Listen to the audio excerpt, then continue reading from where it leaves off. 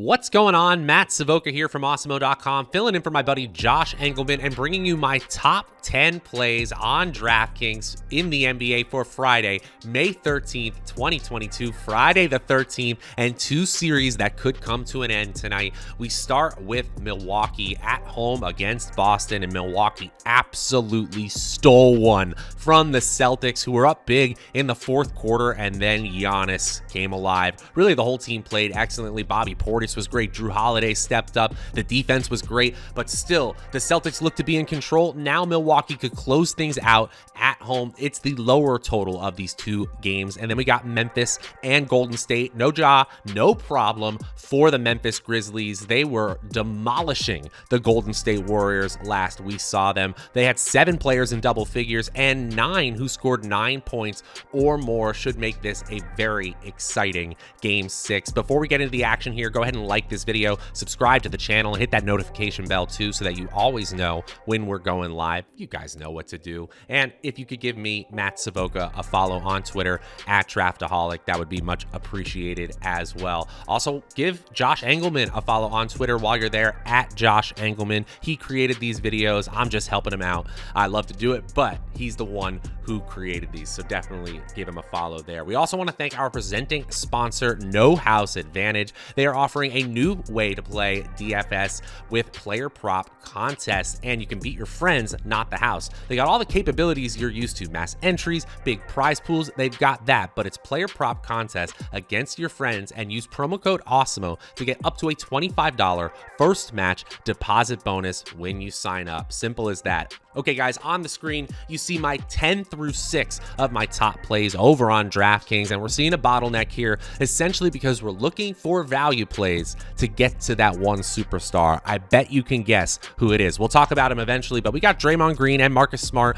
tied with a 31% chance of being in the optimal lineup. Marcus Smart really blew it the last minute for the Celtics, but still highly involved, productive, helps on defense, obviously, but he could be actually have a lower ownership than you might expect because of the visceral play of people not wanting to play him. Simple as that. You could see that tonight. I think it's a pretty decent chance. I will not be playing 31%. I'll say that. Klay Thompson with a 33% chance. The ceiling is much higher than a lot of the players in his salary range for him, but still, he's been up and down in minutes, in scoring, and while he does help in other categories, rebounds and assists, even that has been pretty limited in this series. Desmond Bane has an equally high ceiling, in my opinion, especially with no Morant, a 35% chance of being in the optimal lineup. And then Andrew Wiggins at 5,600, a reduced salary, and a 31-point median projection. He essentially has a projection as high as players who have a salary 600 or 800 more than him.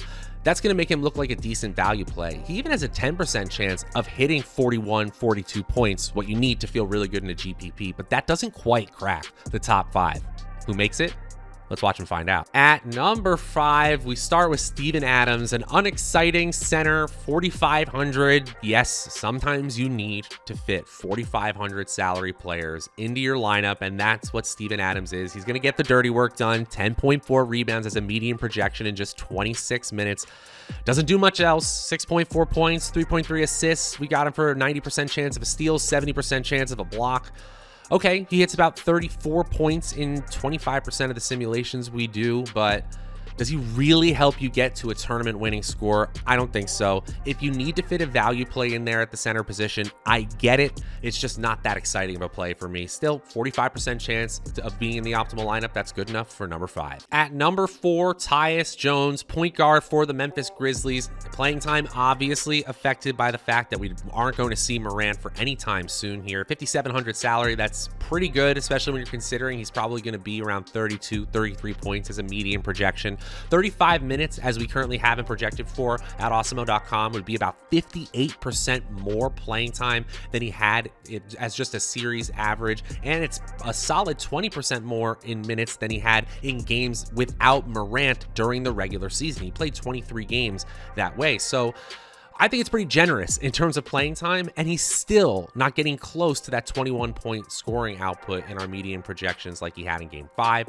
13 points, 4 rebounds, 7 assists. That's pretty good. Hits 42 points about 20% of the time.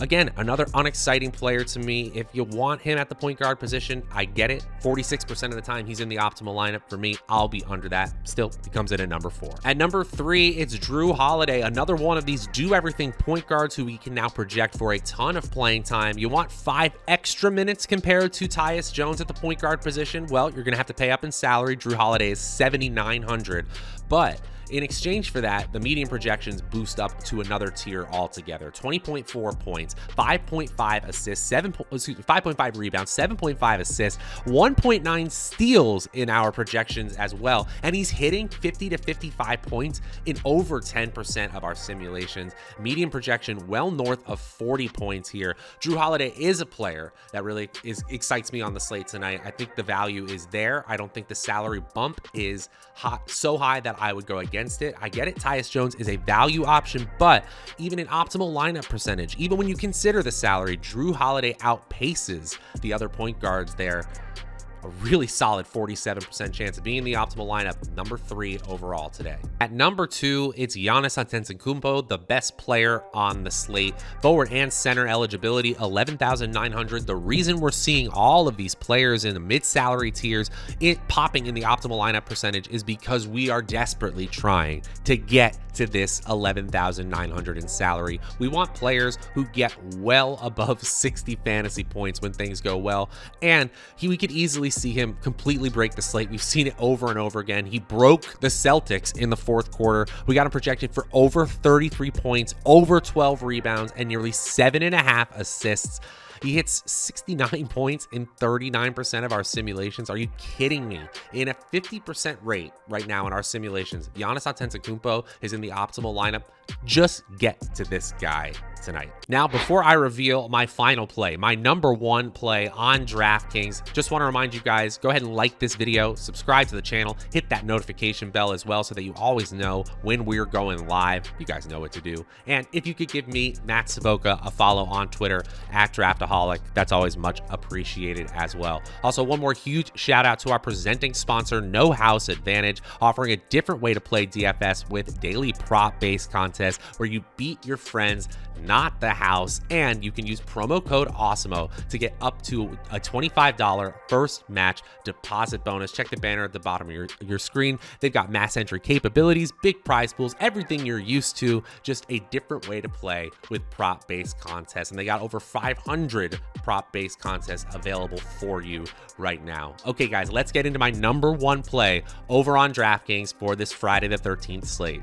At number 1, and technically in the optimal lineup more often than Giannis, is Dillon Brooks from the Memphis Grizzlies. Guard forward eligibility, that helps there. 6K salary, that also helps. And nearly a 35 fantasy point median projection. Again, we're only needing 45 or so points to start to feel really good about our chances in a GPP, considering him a value play.